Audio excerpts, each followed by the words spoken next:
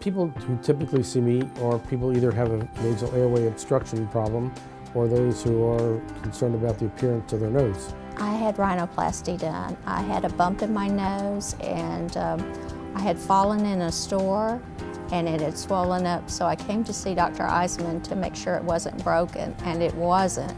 But then we got to talking about my situation, and he told me that he could repair my nose for me.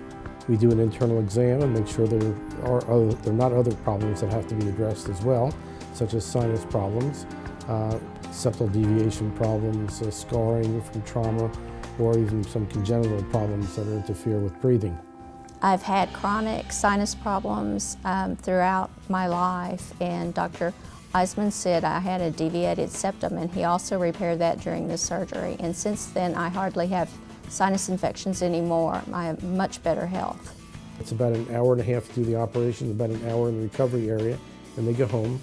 They have some packing that's in there overnight.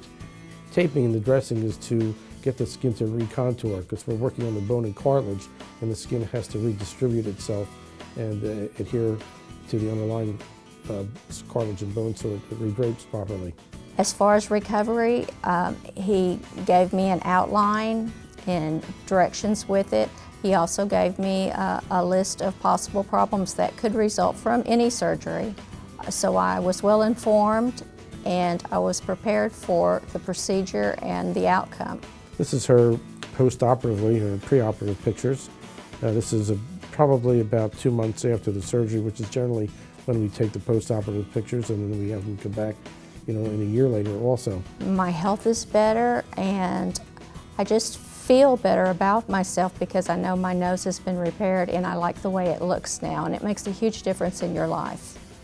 It's probably one of the most common operations, but also one of the most difficult ones too. But it's a wonderful operation, and it has such a dramatic change in someone's appearance. Very dramatic for the patient, and very rewarding for the physician.